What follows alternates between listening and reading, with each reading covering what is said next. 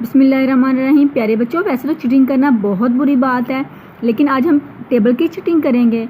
बाज़ हम टेबल कर रहे होते हैं लेकिन हमें पता नहीं होता कि जो टेबल जो हमने राइट किया है वो ठीक है या नहीं। देखें, बहुत आसान है, ये चेक करना कि जो आपने टेबल लिखा है वो दुरुस्त है या नहीं।